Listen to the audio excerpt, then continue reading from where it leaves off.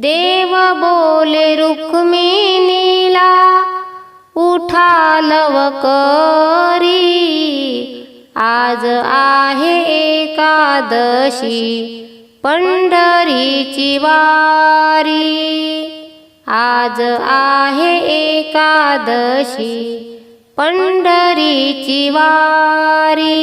देव बोले जनाबाई काढावे झाडून, आले पैठणचे नाथ संसार सोडून, आले पैठणचे नाथ संसार सोडून।